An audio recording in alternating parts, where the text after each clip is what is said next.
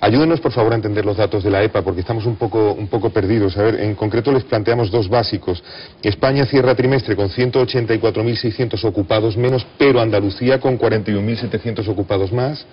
España cierra trimestre con 2.300 personas más trabajando, pero Andalucía con 59.200 desempleados menos. Las reclamaciones que hacen ustedes, digamos, para el 1 de mayo, nos gustaría saber la opinión que tienen de algunas de las reacciones que hemos podido compartir. Por ejemplo, el presidente del Gobierno, saliendo del Congreso, parece que un poco apurado. Eso nos han contado desde Madrid, porque querían preguntarle por la tensión con Aznar a propósito de la campaña electoral para las europeas. Finalmente escucha la voz de alguien que le dice qué tal los datos de la EPA y él dice estoy muy contento. ¿Hay motivo para eso? No, para nada. No, además, los datos hablan por sí solos. No hay motivo para estar contento y, de hecho, es un fracaso absoluto de las políticas de austeridad y recorte. Yo creo que, como bien apunta usted, fue en un momento de euforia o estaba preocupado por otro tema, y creo que a lo mejor está arrepentido de esas palabras, porque los datos hablan por sí solos. Por lo tanto, para nada. Nosotros por eso demandamos que no solamente se genere empleo, sino de calidad. Nuestro lema es que sin empleo de calidad no hay recuperación. O lo podemos poner en positivo, con empleo de calidad hay recuperación. A nosotros nos preocupa mucho nuestros jóvenes, porque nuestros jóvenes no solamente son el futuro, sino el presente de esta sociedad.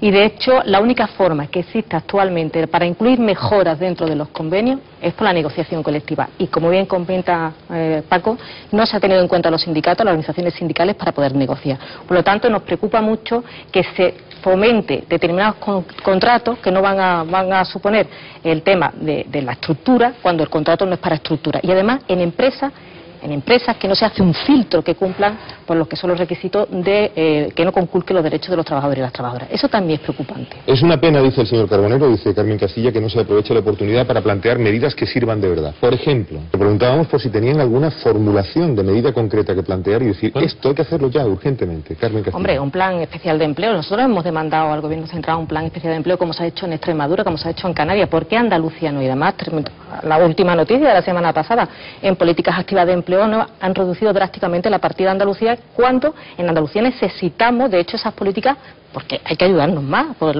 las cifras de paro. Pero además, inversión pública. Hace falta inversión pública. Si la inversión privada no es suficiente por la incertidumbre de los mercados, obviamente desde lo público se tiene que invertir. Una reforma fiscal acertada. Tienen que pagar más los que más tienen.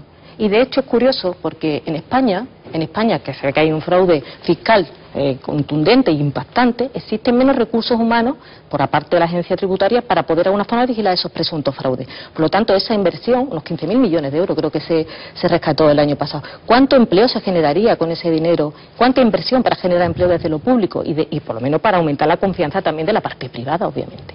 Todo en un contexto en el que, saben ustedes, esta mañana el Consejo de Ministros aprueba una mejora en sus previsiones económicas que hace también, digamos, tiene una consecuencia en su plan de estabilidad, todo para presentarlo a Bruselas. En este contexto, con todo lo que nos llevan contado, para mañana 1 de mayo, las reclamaciones básicas de los sindicatos en Andalucía, de los sindicatos mayoritarios aquí representados esta mañana, son... Esta mañana he escuchado una definición de las políticas de austeridad y me ha gustado mucho. Es una política de recorte que generalmente afecta a los que menos tienen. Y eso es lo que no se puede consentir, porque ya se ha visto que no tiene un impacto ni en el crecimiento económico ni en la generación de empleo. Por lo tanto, con esas medidas que bien comenta el compañero Paco, y además de asegurar dos colectivos que nos preocupan, especialmente a las organizaciones sindicales de clase, como son los jóvenes, que ya hemos hablado de ellos, y los parados de larga duración, que además aumentan cada año un 10%. Gente que se desespera y que no tiene ningún tipo de prestación. Hay muchas familias ya en España, en Andalucía en concreto, que ninguno de los miembros está en activo, por lo cual no entra ningún tipo de renta por esa casa. Y eso realmente es para reflexionar y ver que esas políticas de recorte, desde luego, no han tenido ningún beneficio sobre la ciudadanía en general. Un rincón, señora Castilla, en la reclamación de los sindicatos mañana que anime a la gente a votar en las europeas próximas, a las que antes ha hecho referencia el señor Carbonero. Pero lo que sí está claro es que Europa nos afecta muchísimo, aquí en España y en Andalucía en concreto, porque las políticas vienen directamente del Parlamento Europeo.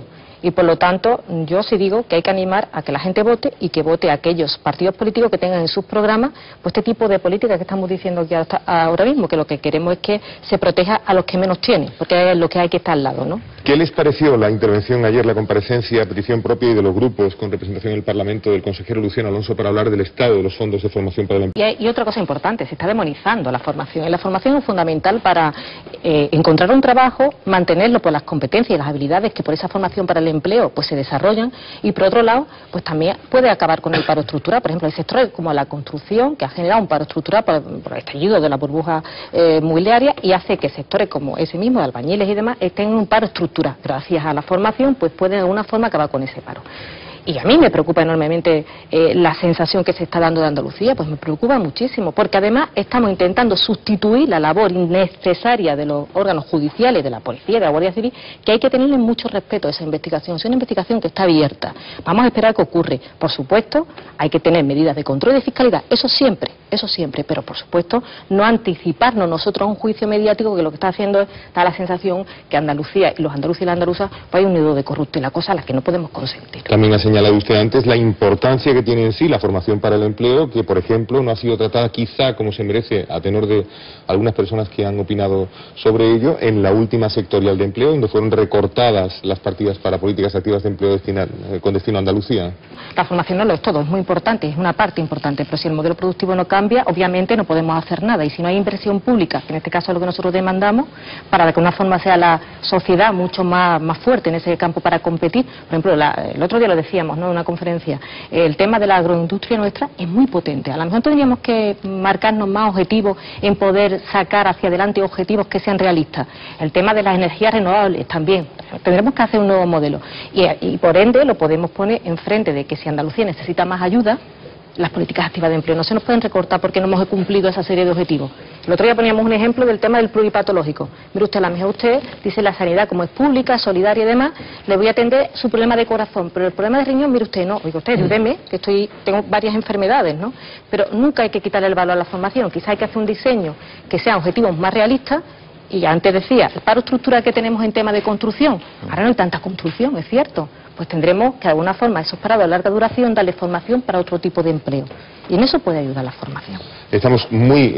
Y también muy peligroso ese clima de desafección político-sindical, porque realmente nosotros los sindicatos de clase, que somos el último muro de defensa de los trabajadores y las trabajadoras, y no más en este momento, después de una reforma laboral injusta del 2012, y tenemos que estar fuertes en estos momentos. Y es un error y contra los sindicatos, además, que nosotros, en el caso de UGT, que tenemos 126 años de historia y seguiremos trabajando por los trabajadores, hemos hecho varias cosas, y una de ellas es ser más transparente, tener una política de comunicación mucho más cercana, estar más codo a codo con los trabajadores y las trabajadoras, como bien dice Paco, que ahí seguimos teniendo el impacto que tenemos que tener, ahí seguimos negociando convenios y luchando con que no se cometa ningún atropello en los derechos de los trabajadores, y nada, a seguir trabajando por la transparencia.